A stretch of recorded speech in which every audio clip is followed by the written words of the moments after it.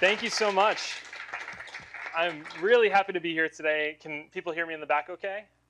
Thumbs up, awesome. All right, I want to talk to you today about a little bit of a practical guideline to getting into open source. I also want to give a disclaimer up front. Literally every slide of this could be an hour-long talk, and I could give you a bibliography of resources that's a bit absurd. So I'm going to offer up front, anything that you're interested in, please raise your hand, shout it out. I want this to be interesting to you and where you are in your open source journey. So I'm going to give you a little bit of a guide of how I got interested in open source and how I really think it's changed my career and perspective on technology. And I think it's really healthy for us that we're going that direction. And then we're going to go into all the terminology, into some minutia of detail so that you understand the lingo, because I think lingo is harder than and often underappreciated as a core resource to the conversation. And then we'll take it from there. And I say it's for people who have other things to do today, because I'm fully believing that you're here not looking to change your entire career and quit and focus only on open source code. You have day jobs, you have things you enjoy, and you're looking at this as like, is this a necessary next step for me? Is this any sort of valid business model if I was ever interested in being involved in a business that focuses on open source or not? So we're going to dive into that.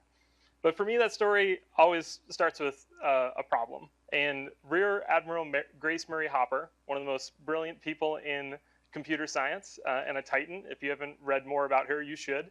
One day in 1947, her team discovered a moth in a vacuum tube as she was working at Harvard University.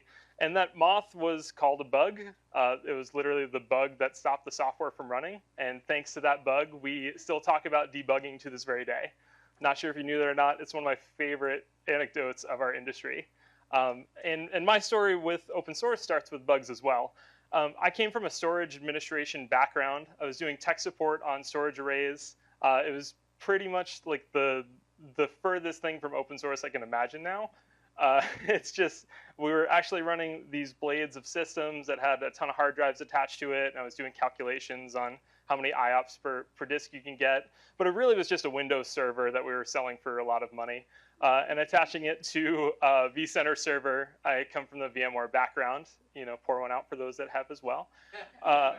And then those two things combined, I just found that on a daily basis, I had the skills, I had the background where I could solve these very frustrating little problems that I saw that each of my customers or each of the users or I myself was experiencing. And I was just frustrated by these moths everywhere in the system. It could be as simple as a typo in an error message on the CLI, or like this little issue in the GUI that like I know enough JavaScript that maybe I could have fixed it. The distance from me to the solution, it felt so close, yet the system, I was at least 5 people away and an unknown amount of frustration away from actually getting it solved. The best I could do is open a ticket and never hear back. And because of that, I was honestly becoming disillusioned with the industry. I just didn't enjoy it. It felt so distant from what I loved solving, the problems that were behind the system that drew me to this and my ability to fix them. So fast forward, one note on that. I think that distance that we're feeling from the problems that we see day to day, it really infects our culture in a meaningful way. As hilarious as this is, because it is hilarious, that it worked fine in dev and it doesn't in ops anymore, right? No ops people in the room? Cool. So as funny as that is, I think it's actually, it's a dark humor aspect of what I was just talking about with bugs. It's like our distance from bugs is so far that it's incompatible with the culture we're going for. So as we talk about DevOps, if you come here regularly, I'm sure you've heard people talk about the culture of coming together. And I think the distance from bugs and the solutions behind that are part of the problem. It's taught us to be separate. It's taught us to be siloed in a way that allows us to not care about the other people because we don't know who they are. And then there's the element of IT operations that's just Sisyphusian. You're just pushing the same boulder over and over up a hill. You're clicking the same button in a GUI, and you're doing things in a way that are just boring after a while, and you're all smart enough to do more interesting things. You know, the craze of infrastructure as code and automation as an essential element of us going forward empowers us all to do so. And I think that's intimately connected to open source, since all of those tools that we're using are open source in nature and open source first. And it gets us away from the boredom. And I just want to address the question that's probably in somebody's mind of like, well, aren't I automating myself out of a job? You're automating yourself out of a terrible job, and you're putting yourself in the position to have a job for the next 10 years. And those who do not automate will be replaced by those that do. It is unfortunately not the everybody wins opportunity unless you're willing to continue to learn and continue to evolve. So don't fall for the rock. That's another opportunity that open source provides. So the non-open source model that really frustrated me, it really came down to three things. It's that you can't fix anything. It's your best bet is that you can open a ticket. You have no idea who's making the decisions about what is fixed, and it's just a chronic frustration of why isn't the thing that I value being fixed? And then if there are people behind the layers of phone calls and queues and tickets that you do get to place, you don't feel like they care about you. It couldn't be farther from the truth that you are somebody on their radar.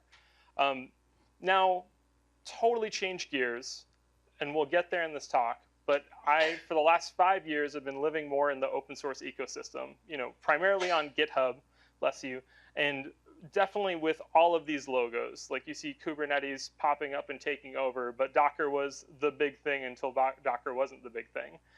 There's a ton of automation frameworks that are very interesting. And actually every programming language that we find important to this world is open source.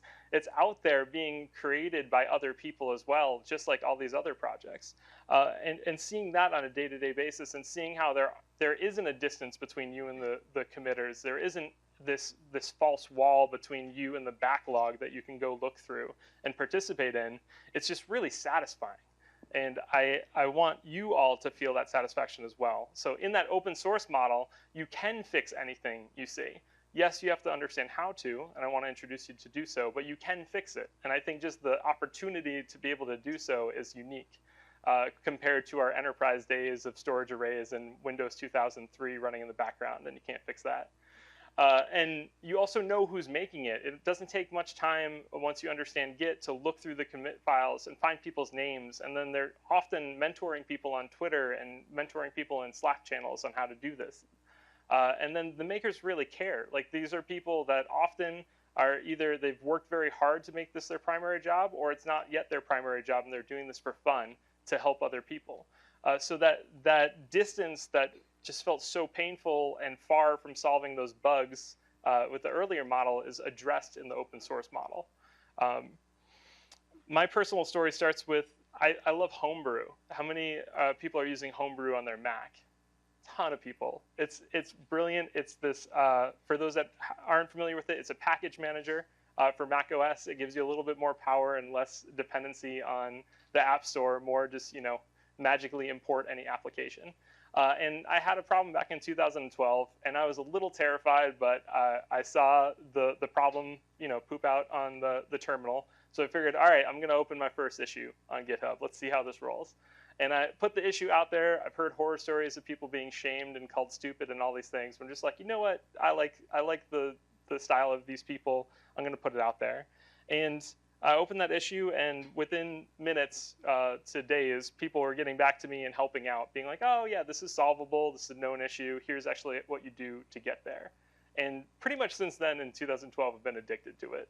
Just that immediacy, that direct interaction with people from all over the world. The fact that I could fix something, right? Like, there was a problem and I was able to fix it. It just felt so different from what I'd experienced for the first part of my career that I knew it was going to be the next part of my career.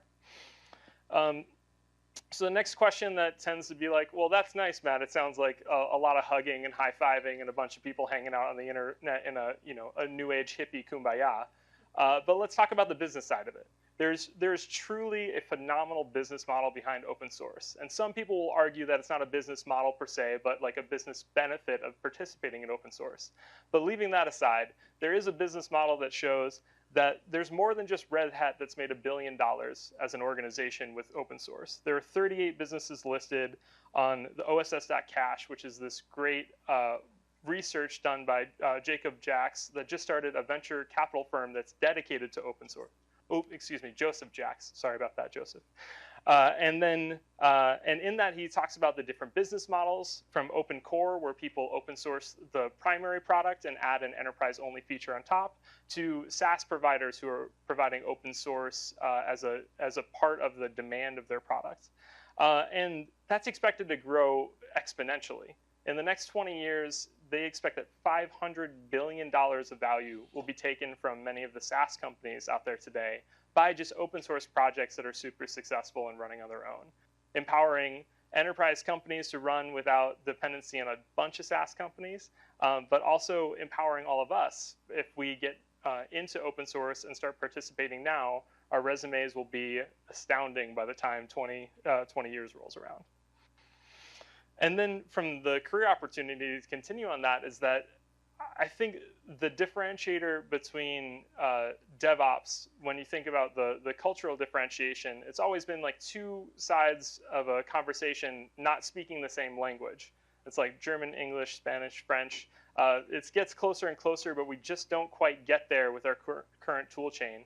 But when we standardize on Git, the distributed version control I'll talk more about, as a language, it really empowers us all to speak the same language and use pull requests, something else we'll get into, as a way of communicating across dev and ops. And that is outstanding. There's a really great book and many articles on GitOps, DevOps with GitHub, and conversations about that I think will empower all of us to have a conversation across organizational borders and have that expertise as a foundation for all of us going forward. And just looking for an example, no offense to SPS, I was just doing some searching, but there are 51 jobs at Target alone that mention open source. And that's from product management to SRE to other things. I did the same search at SPS and there were none. I think it just you might need to rewrite some of the things, because what I was just talking to Andy about is actually a huge part of their strategy, and I want to give them props for that. So I think even those that aren't putting it in their applications yet, they want that. They want that skill. They want that experience. So it's good for us as well. It's good for businesses. It's good for us. So what the heck is it, and where is it, and what does it look like? I'm going to do a very simple introduction to open source itself. In its simplest way, it's publicly available and freely available code. The license is key. I'm by no means a lawyer or an expert. But the TLDR, the short of it, is that if a license allows you to freely use the code again, it is open source. Ideally, that comes with a lot of cultural changes as well, where the code is produced in public and contributors are welcome to that code contribution and the strategy and the direction that it's going. So if you are a user, you are also an influencer to it. A great example of that, one I tend to lean on because we're all kind of migrating that direction, is Kubernetes. That Kubernetes has been freely available on GitHub under the Apache 2 license from day one. And unlike many organizations, they do everything in their GitHub issues. So if you open up GitHub issues on Kubernetes/Kubernetes on GitHub, you will see the conversation that everyone is seeing of where is the project going. And yes, it's gotten so big now they've had to break out further, but they've done a genius thing, thanks to Sarah Novotny. They've done special interest groups. So each subdivision of the project, as they're growing and expanding, like monitoring, for example, is a special interest group, and you can join that special interest group. You can go to their calls, you can look through their notes, and you can participate in public, whether you're an expert or somebody just curious about learning. Like, that is a profound example of open source in its best way. So it's both a release methodology, like how are you sharing code and you're putting it out there. It's a cultural idea of like people should have a say and should have a way of participating. There's a business opportunity that I've just recently been part of a few startups and got the scars to prove it. And each time it's open source is this way to get a bunch of free marketing because it's so popular these days. And then also for us, it's a way of growing the skills together between operations and developers. And that's not to say that operations has to learn to code. It certainly wouldn't be, disadvantageous to your career to learn a little bit of code. But you don't have to. The YAML files that we produce and the bash scripts that we produce, you can put that into version control and it can add value. And we can check that in and we can peer review it through pull requests. So there's a real opportunity for all of us. So going forward, I'm going to focus on GitHub because GitHub has 31 million users and is by far the largest place where open source happens in this world. So there are alternatives. There are other places where this happens, and like large foundations like the Apache Foundation doesn't put their code on there. Linux actually runs from a clone as well. So some of the most important projects, to be fair, in open source don't happen on GitHub. But the place where you can have the greatest impact and you can have an immediate impact is by joining GitHub and participating. So we'll talk a little bit more about that. I'm going to pause for a second, give you a lot of information, and just check in. What are some of the things you want to learn about open source participation? Or if not that, can you tell me a little about where you are in your career and what made you interested in the next step? Anyone down to do that? Please. Oh, wow. Okay, so I just heard my company won't let me use GNU. Okay. I don't know if I can help you with that, but I'd love to try. What are you hoping for?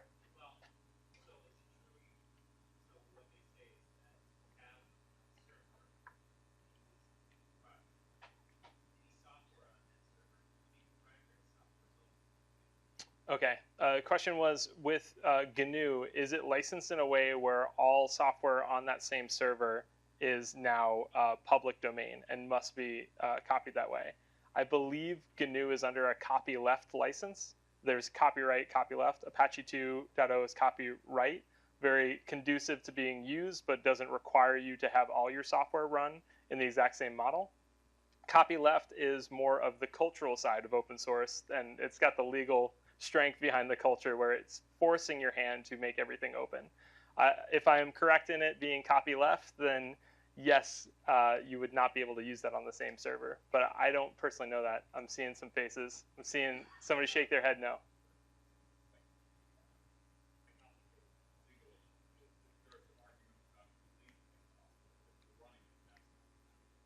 Okay, yeah, I'm hearing. Yeah, I'm hearing that it's a complicated legal issue. If you're using the software, it doesn't mean that you have to change the licensing of your personal software. It sounds like, would you mind saying your name, the gentleman that just said that? Patrick is going to be the closest person in the room that is willing to get into the legal side of that. Thank you, Patrick, for your bravery. Andy? This conversation, I think, ties in well to some things that I've seen folks go through. What would you, or how do you recommend folks approaching the journey from a legal perspective? Because I think that's a lot of the general barriers for larger companies is kind of that legal aspect of exposure and things like that. How do you see people get started successfully in that journey? Wow, that is so. The question is, how do you get involved in open source if you're part of a larger organization and your organization is a little fearful of it? To be quite honest, I'm not the right person to talk to about that. I've had the good fortune of working at smaller startups that either don't care about the little bit of a risk for a huge gain, or been part of large organizations that have already accepted that, like, oh, this is actually really good for me and the risk outweighs the reward. So if you're in an organization where it is seen as dangerous to be part of open source, just kind of basic org structure thinking, you need to find somebody who's advocating for it at a level where they're allowed to advocate for it.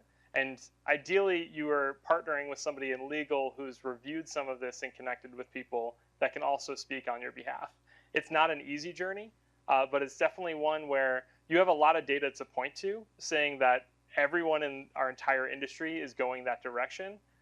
So unless all of them are going to start giving their work away for free, clearly we're missing something that we can learn from others. But there's more research to do. By no means I'm going to dive into that. The lawyer side of this is not my favorite, to say the least. But as individuals, I found that a lot of people that work at even the scariest of organizations on their own time, on their own laptop, is an important differentiator. Are able to contribute safely. What would you like to say? Do you have a suggestion? Please, Ryan. Look at Target's GitHub account. Okay, Ryan's suggesting we look at Target's GitHub account. Why is that, Ryan? Because you can see all the open source contributions that Target is making, and you can say, look, Target does it. There you go. So yeah, Ryan's point, exactly. Yeah, just another solid example to go from. Like if you are with a fearful team, you can point them at Target's GitHub account and be like, wait, why is this other large e-commerce company able to do so, and why were they able to pivot so easily? What's the difference between them and us? And what I love about that as well is like find somebody that's just like your company but open source and participating in open source. You're guaranteed to find somebody out there because it's just so overwhelmingly popular these days. Awesome. Yes. So I actually come from the ops side of an enterprise. Cool. And we purchase a lot of software that comes with like support contracts. Yes. And so I've advocated for using open source, but the major stumbling block I get with management is that there's no support. If something goes wrong, we're flapping in the wind. You know, who do we go to actually get that? I don't really have the answer. Awesome. So on the ops side, the question of, okay, we're willing to use open source, but who do we pay to support it? Because you know, many companies have a mandate that anything that's going into production has a support contract behind it to do so.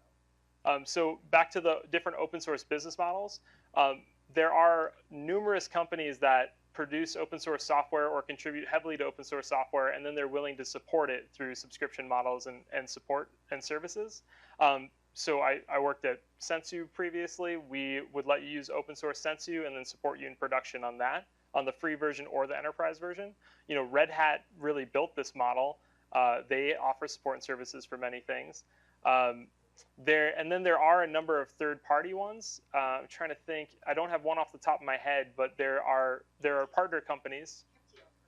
Oh, great example. So one in the Kubernetes environment, Heptio is more than happy to offer support services and consulting on Kubernetes in production, whether that's, you know, from master of Kubernetes or their addition of it or additional features of it. So it may just be that you don't know what you don't know yet, but like maybe we can talk about specific services, and I bet we could find somebody that'd be happy to take your money. It's very frequent. Yeah. I guess I'll add on that. When Target went, or Dayton's went to the ECI interchange, had a client spend a year trying to figure out how to get the purchase orders in, and the guy's name was Pete Milne, who built it for Target, was up in Two Harbors, retired. We brought him in, and within 3 days had it fixed. So it becomes, you don't have support, but there's somebody who knows something that has a lake home somewhere in Minnesota that for whatever dollar amount can fix it instantaneously because they built it. Okay, so Lee is offering that you're one lake home away from solving your production problems, but in a very realistic sense, there are also a lot of exchanges popping up these days where you can get contracting support for systems and services. Yeah, you have to look at a slightly smaller and bring them through your company's process to onboard them. But if you get permission to do so, yeah, it could really unlock your hands on a lot of these projects. Andy, did you have something? I was just gonna. The lake home comment hits home. I think.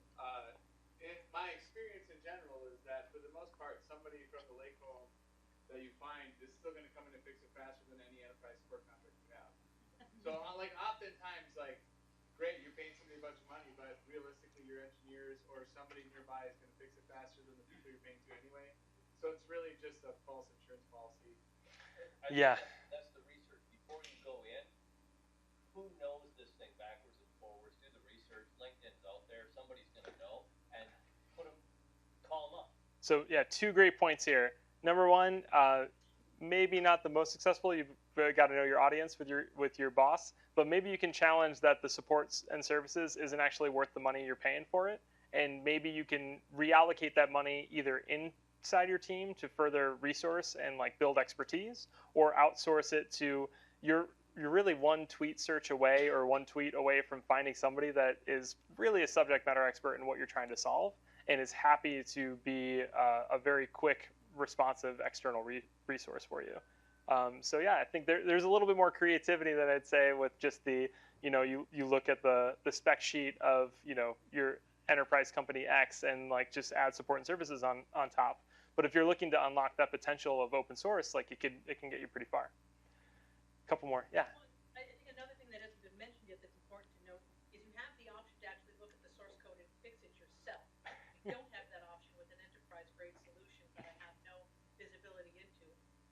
done that before. So that's another, like, if you can't, you know, I mean, I've certainly seen plenty of enterprise solutions where you wait forever and nobody fixes it, and if you would have had access to the source code, you had an engineer who could have fixed it for you. Yeah, another great counter argument that Debbie was putting is like, okay, well, we don't have a contract, but I do have the source code, and I'm not scared of it. So guess what? I'm going to go write that patch, push it out to production, and we'll get further on our own than we would with a support contract. It's a great point, and a cost-effective point, too. So I'm on the exact reverse side of that argument when I'm trying to sell enterprise software. And oftentimes, even we had a deal with VMware. Yeah. Contingency and deal with them with open source. They're required. So it becomes a bargaining chip. I mean, you're kind of swung all the other way. Where if you don't have open source software, if you're trying to sell services or something around it, it's not possible. And what service was that? This was a Kubernetes distribution for a specific on-premises case. Yeah. The deal was So here, there is a deal that was contingent with a large company, VMware, that depended on the solution being open source. And I'm seeing more and more of that as well, that we, you know, previous life had a couple bids on the table with large organizations, and they're like, we'd love to pay you for support, but this project is funded on the expectation that it's only open source, and maybe we can do something after, but like this has to be open source. So there are some very large organizations that are pushing that way, down to like a requirement of the business to do so, and really challenging that status quo. You know, pendulum swinging hard either way is always hard. Got to get creative, find your stakeholders, find your key advocates internally, and push forward. But it's good to see an alternative out there. Cool. Next part I want to go into is more like, let's wipe away our work life. I think it's after 5 o'clock for sure at this point. So we'll put on our personal hats and think about like, well, what if you wanted to jump into a repo and get involved in open source? There's a lot of terminology floating out there that I think is one of the largest barriers to entry. Whenever you get into a new skill, a new tool, it's just a bunch of jargon until it's not jargon in your head and you actually know what it is.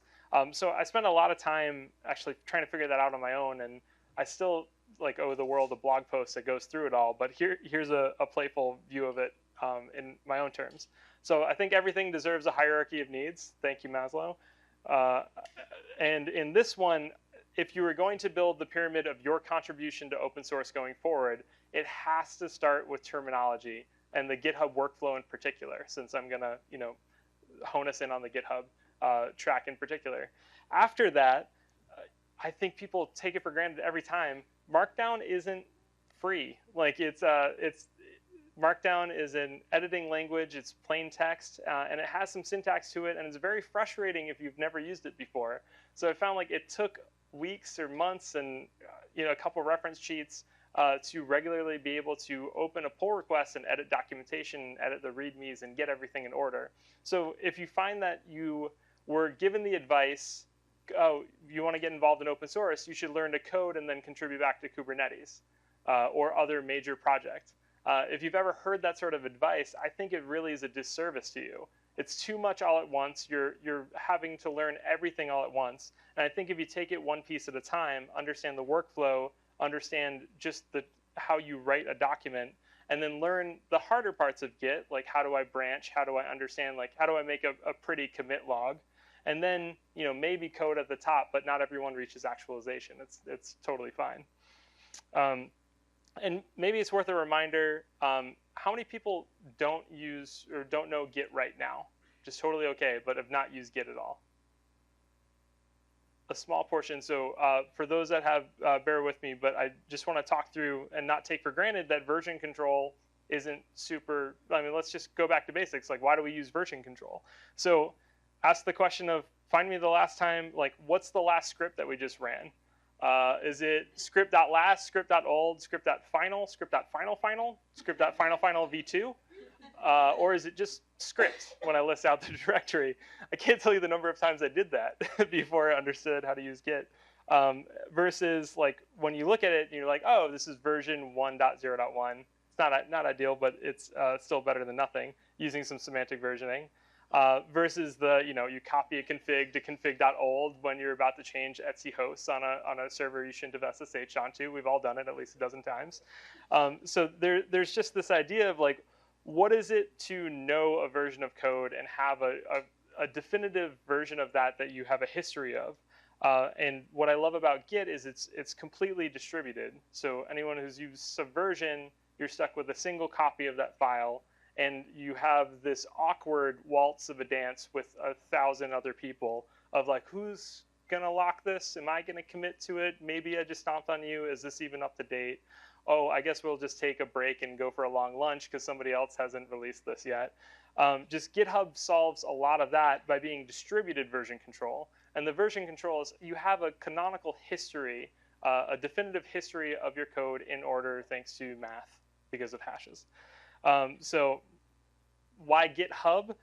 Because Git is a great distributed version control, and a hub is a connectivity thing that pushes bytes around. And the intersection of those two is like GitHub is the place where code meets people.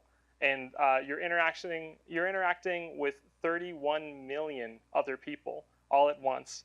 Ideally not all at once, but through different GitHub repositories, and there's a great opportunity to just discover things. Like, for example, I was trying to migrate from a project called Bear, like a note-taking app called Bear, and bring it back into Evernote. And I was just about to write a script to do that. I'm like, why would I do that? I searched on GitHub, Bear, Evernote, and found at least a dozen people who had written Python and Ruby and Go to do the exact same problem. So I downloaded one of them in the language that I wanted to play with at the time, and I got it to run, and it was done.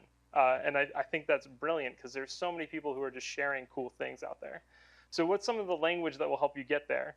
It all starts with a repository, which is the thing that is the collection of code and files that you have. Repo for short, you've heard it 1,000 times. The commit is each commit is a point in time view of whatever was in that repository. And then a branch is just another version of that. I'd always thought that a branch was kind of smarter than that. It was this thing that like, oh, I'm going to keep master set and this branch will always stay up to date. It's literally just a copy that can get totally out of sync. So you got to get kind of used to that. But once you understand branching, it's really handy. And master is just your default branch. It's nothing fancy. It's just the default place. And then head, you'll see that in a lot of, when people are typing fancy things, head is just the symbolic reference to the latest commit on master. Cool. Some more intermediate lingo, including the ship it squirrel. Merge conflicts, like that's when, because we are distributed, I could write a commit on a portion of code or a document, and you could write a commit on the same portion of code in a document. When we try to merge those together into the same repository, we get a merge conflict. Git itself doesn't know which one is true because it doesn't prioritize mine or it doesn't prioritize yours. It just doesn't know what to do. There's a great tutorial on this that I'll point to later, but it's just one of the challenges of Git, but it's also a benefit that the tooling around it is amazing these days to resolve it.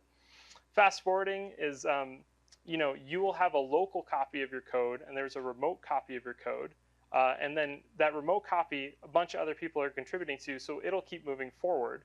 So at any time, if you've got your local copy, you can do a git pull and it will fast forward to the latest information. It'll just pull down all the new ones if there hasn't been a difference between changes. Looks good to me, LGTM. I had no idea what people were trying to tell me when I saw LGTM at first. So it's just the universal sign of looks good, you're good, you can merge that code, you're golden. And then ship it is this playful squirrel in that awesome fedora, where you're allowed, same sort of thing as looks good to me, you're allowed to ship your code. And then the basic workflow that if you've never used Git and you're using GitHub, you're just going through adding code locally, you're committing that code locally, you're then pushing it to your remote and repeating that. If you're on your own project, that is the only thing you have to do. You don't have to worry about anybody else. You just do that over and over.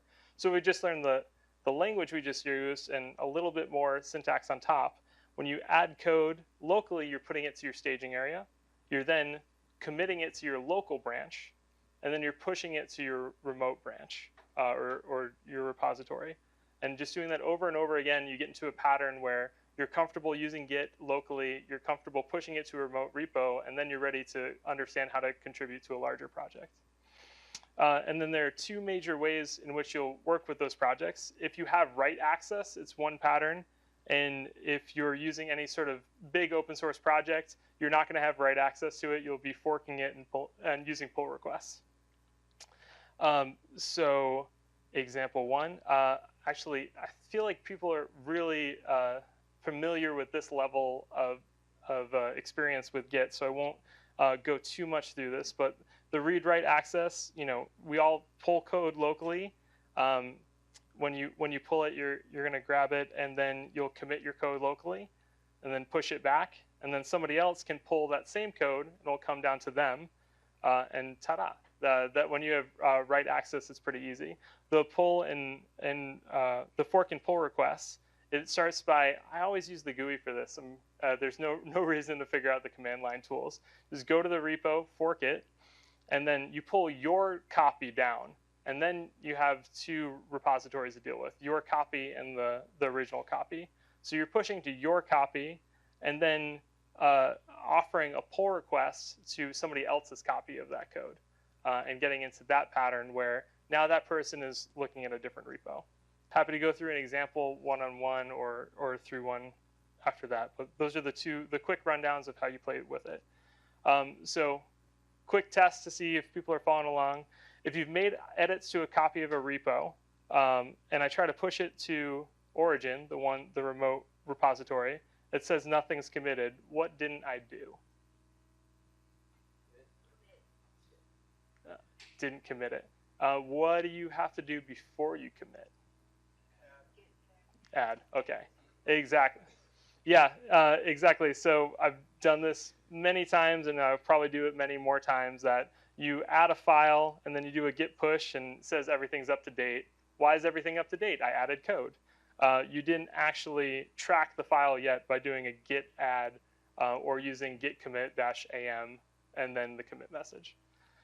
So you have edits you want to share to the original repo owner. What do? So you fork the repository, you have a local copy. How do you get to a point where you can contribute that back? A pull request, exactly. So you need a pull request, which means you need to have forked that repo originally. If you haven't before, you can use a git remote with the add functionality in order to add that as another local resource, push to your copy, and then offer the fork or the pull request over. Cool. Lots of details. Let's start getting to a couple concrete examples. So, and what it looks like for you to contribute. So, the three things to be ready for contributing to a project is read the contributing file, please. People wrote it, and they're generally pretty good these days, especially on the big ones. They'll tell you details of the tougher expectations. I'm going to tell you it's honestly some of the harder things on bigger projects. They expect you to have commit logs in a particular style. They expect you to open pull requests in a particular way. They expect you to run different tests before you do it. But if you've read the contributing file, it will tell you. They guide you through. And then be a little fearless about it. It's a little scary to open an issue or a pull request, but you can do it. People have put things out in open source because they hope for you to contribute. And then be humble when you are eventually told, actually, this isn't helpful, or the way you did it is something we don't want. Somebody wiser than me once said that saying, a pull request is forever when you merge it.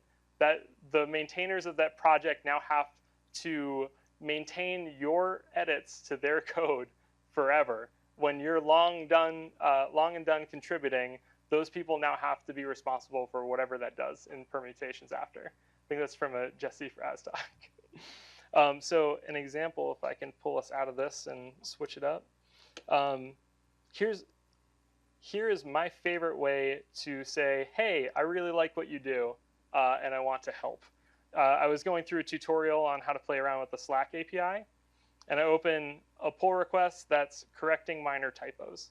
I use emojis egregiously. I apologize for that. But if we look at the files changed, it was nothing crazy. It was just a typo in one of these lines, and then a mistype of the word request. Nothing worth writing home about, but it allowed me to practice pull requests and contribution and participation. And also, I think this project is super cool. I was lucky that, the person was very nice. He just approved it, said thanks, Matt, and merged it in. Nothing crazy. But that started with me having forked the repository. Oops, I'm not logged in here, so that won't work. By forking the repository, cloning that down locally, committing my code locally, pushing it to my repository, and then offering a pull request. And if you get lost in that motion, that's okay. You will a lot. Have friends and mentors and talk to people. So that's one of the easier examples. I'll jump to a slightly more complicated one. With Homebrew, I finally opened a pull request to them when I got the confidence for it. And they have a checklist of the things you have to do in the pull request template. So as I open the pull request, they have a config where you have to check these things off as you do it. And ran through it, read the contributing guidelines. Let's pull that up, for example. Reporting a bug, theirs is nice and friendly, that it's super simple. Run these commands first before you do anything. Check the troubleshooting checklist, right? This is a really friendly one and one I aspire to make more of. So did that, checked the pull request that there wasn't other things that are the same, and so on. And this is another one where I like to edit docs and make things easier to read. I offered actually a pretty decent sized pull request because I corrected their glossary and added a few more things to their glossary. So I'm telling them how to describe their product. I was totally ready for them to say no. And instead, I just got this lovely cheers, thank you. We wouldn't be able to do this without you, which was awesome and made my day. So the little endorphin boost of things getting merged is well worth the risk. I didn't actually put an example of me getting shot down, but so maybe there's a little bit of selection bias here.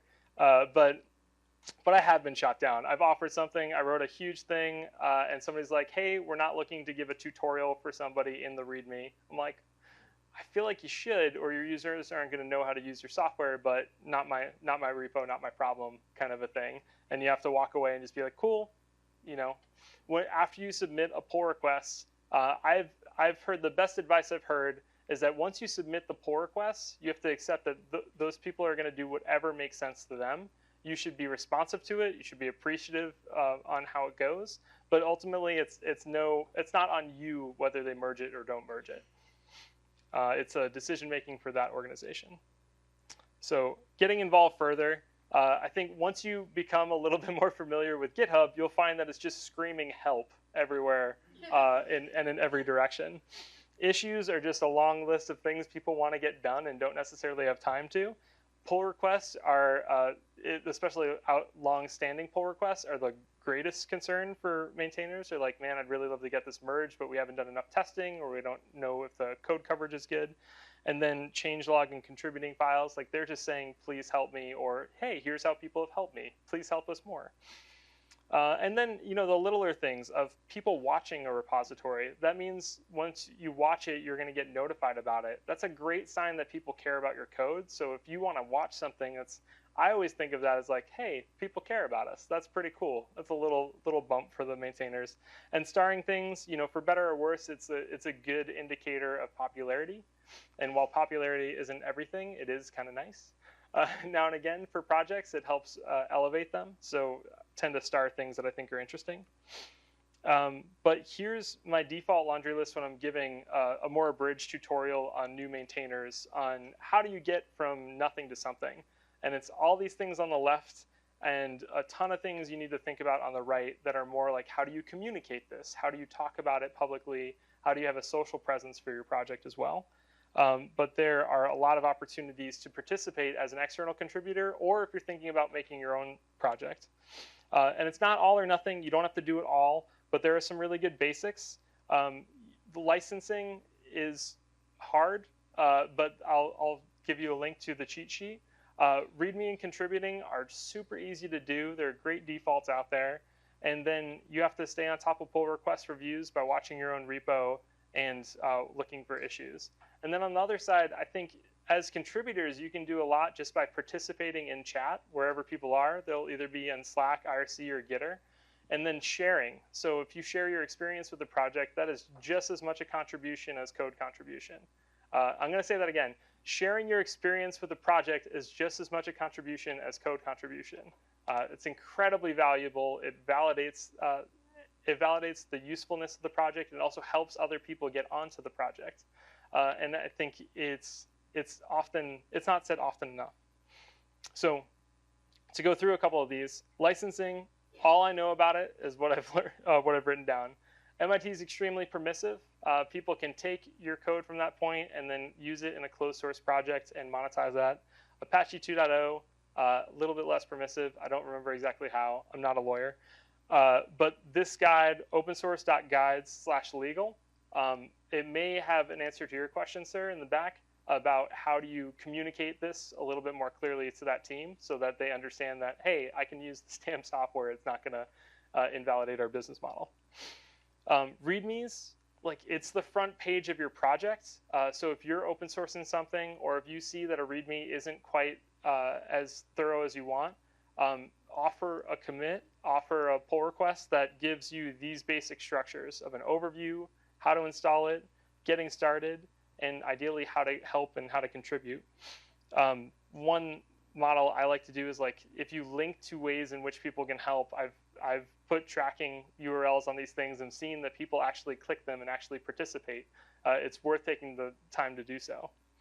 And then another way to really recognize people that I don't see a ton is like put people's faces up there. Like put them in the repository. There's a very cool project here called All Contributors that will give you a command line utility that will allow you to do that in your repo. It's pretty easy to do, and they have little emojis for each way in which people contribute, whether it's docs, whether it's code. I really love it. I want to see more of it. On the pull request review side, everyone says responsiveness is everything, and having tests is really helpful in order to make sure you can be responsive. But it starts by default right now, GitHub doesn't make you watch your own repos or any repo. So if you want to make sure you're actually seeing people contribute to your project, you need to watch the repo first. It's a little awkward, but true. And then the pull request workflow you're getting used to and getting that down. But like integrating with Travis CI or another CI platform, it's a pretty deep topic. But once you get that down and you have code that you trust in your tests, that means you can trust external contribution to an infinitely higher degree. Question? I'm going to be that jerk who says more of a comment than a question. You should totally tell people about Netlify here. Oh, I don't actually know nearly enough about Netlify, so allow me to go Gadget microphone. I definitely don't know how to turn microphone on. If you're looking for exciting things like Travis to add here, you should definitely look at Netlify because it allows you to have a preview build of a website that you're building, which is really useful because then you can see if your changes are wonderful or terrible before they go live. Oh, that's so good. Well, can you hold on to that? That'd be great. Yeah, because I know you're going to have more awesome comments. November? Oh, November's talk is on Netlify? Or they're the next sponsor. Okay. Issues, issues are a tool that you can use in a lot of different ways. It can just be like, bugs, but there are also requests, and I think that's not used often enough. So documenting things across repos is something I tend to how to do. I worked on a project with hundreds of repos, and I'd repurpose them and try to give some direction. And what's cool is then when somebody else picks it up that you didn't expect to and says that they closed it with a certain commit, they're like, hey, I'm so glad I opened this issue. It actually led to somebody closing it. Another fun tool that I use often is like asking for help. We're seemingly scared of that as human beings when it's like psychologically shown to be effective. If you ask somebody for help, people want to help you. That's a different talk for a different day. But when I was starting a project that was getting pretty popular, we knew that we had a gap in our Ansible expertise on the team of current maintainers. So I just opened an issue like maintainer wanted, and like had a great conversation, and a few people popped up in the community and they said, hey, I would do that. What's that look like? Well, here's the documentation for it. Why don't you jump into our Slack channel and we'll onboard you. Just the ability to, if the only reason you haven't open source a project or a plugin to your favorite text editor right now is that you're scared to be the only maintainer. Open source it. First issue you open is, hey, I'm looking for other maintainers to participate. Here's what I expect, and here's how we can hang out together. You're going to find somebody if you do that, and it's going to be fun. It'll be a great experience. So another thing to do if you are becoming a maintainer and you're finding it exhausting, save replies are one of the most ironically effective ways to be a good human being. It seems less human to have default replies that you're using over and over again, but when you're in the exhaustion of dozens of different issues that you're going through, the best maintainers out there, including the people from Homebrew, taught me this.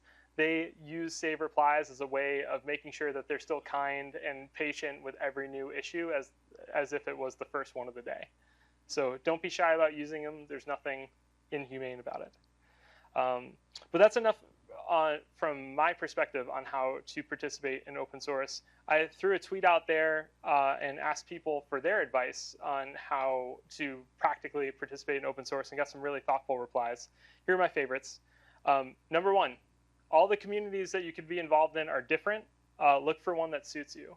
So if you open an issue or a pull request on one and you find that people weren't terribly responsive or appreciative, it's okay. Don't treat all of GitHub that way. You'll find some other subset of people that want your participation, whether it's like a VS Code plugin or a side project on Kubernetes or just something that is fun for your day-to-day, like an Evernote extension.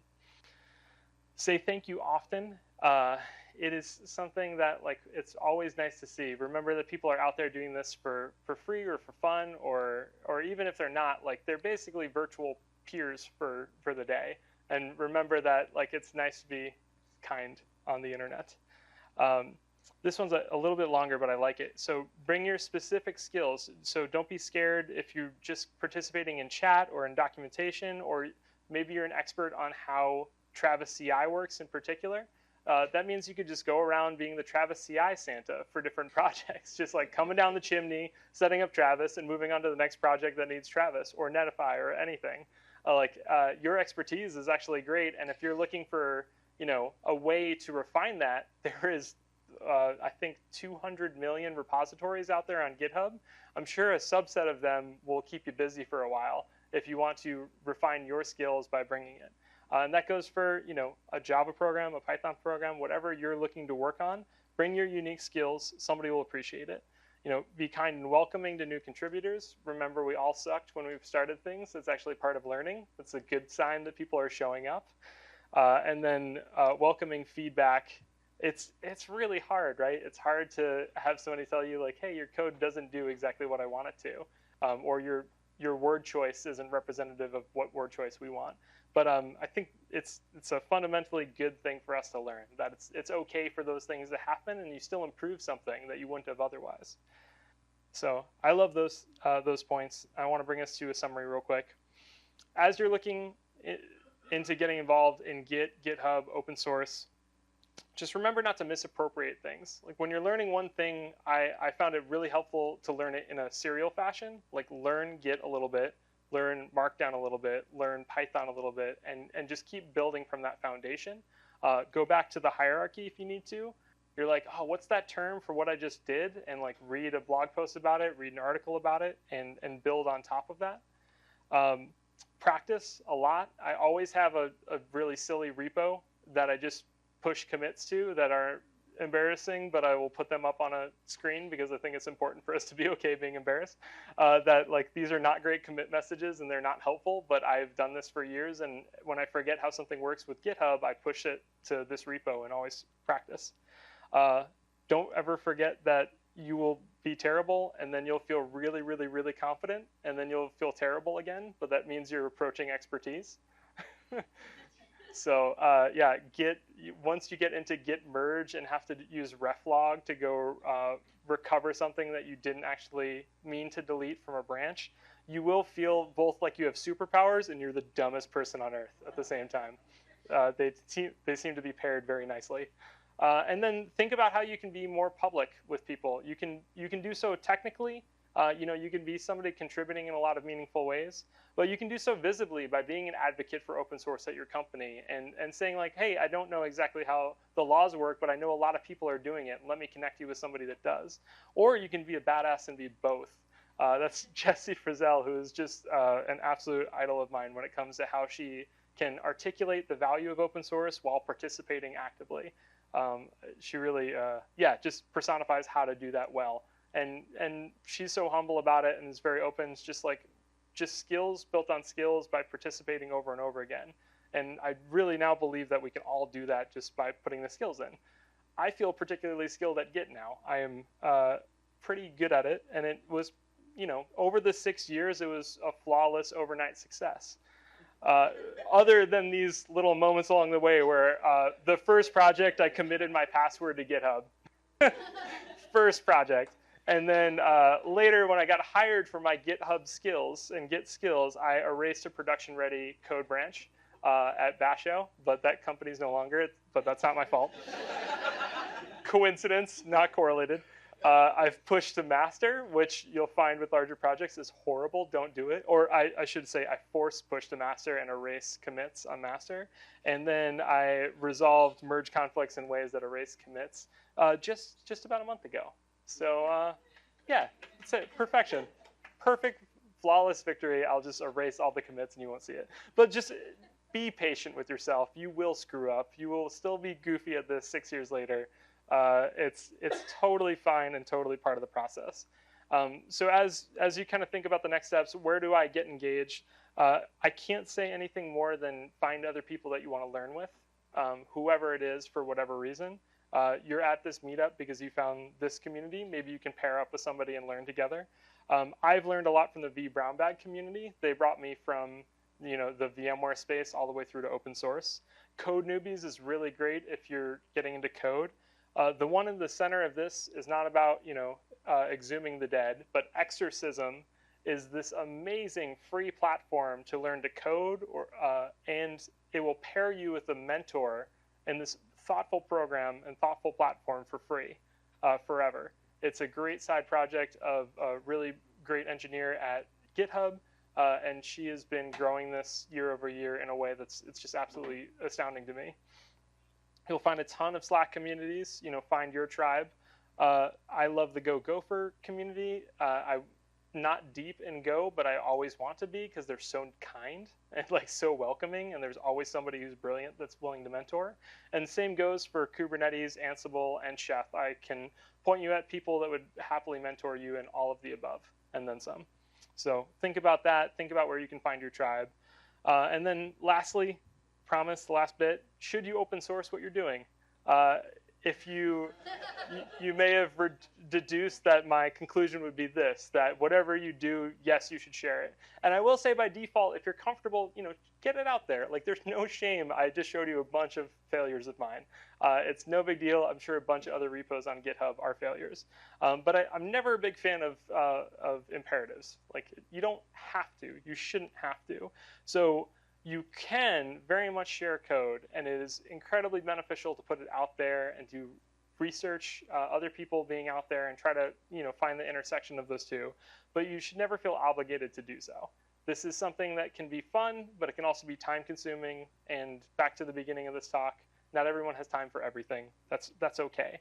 But do it for your reason. Ignore other people's, and be patient with yourself. Find a place to play, even if it's a silly playing repository, and then start simple. Take any part of this, find some platform, find one person that you want to pair up with, and go forward. It's a lot easier when you try not to tackle it all at once. And then remember to have a lot of fun.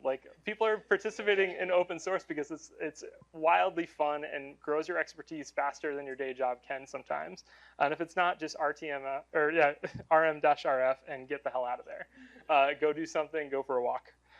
So thank you so much. There's a bunch of resources I'd love for you to link to, and happy to talk more after this.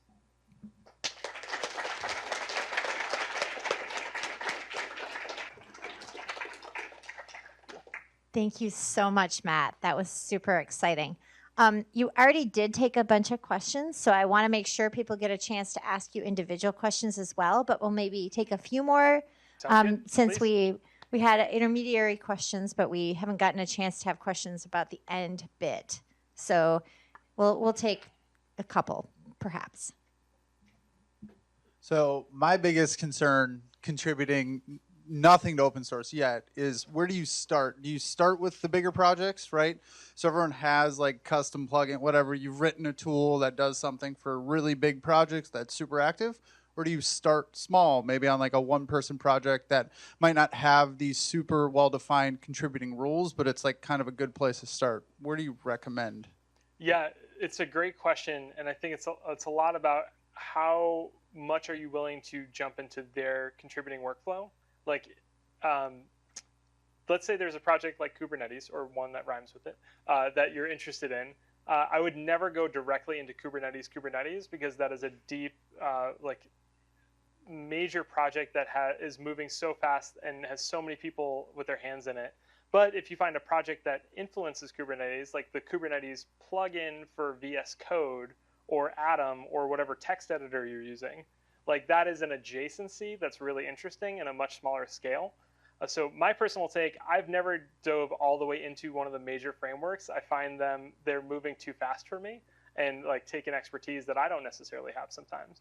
If I did, I would absolutely do it. Like if you're writing code that fits in there, go for it. But I'm a big fan of, if you're going to only do one thing after this, pair up with a buddy or find a smaller project that's looking for a friend and get in at that level, because it gives you a lot of room to screw up as you go. And like the skills you learn there will be applicable when you want to jump into something larger.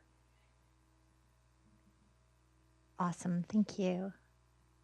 All right. I think everybody wants to do the traditional rush the stage and ask you about all their individual problems. Sounds awesome. So yeah. Without further ado, again, let's give it up one more time for Matt Broberg. Cool. Thanks, one more tiny thing. Actually, today, so GitHub Universe is today, the conference for GitHub.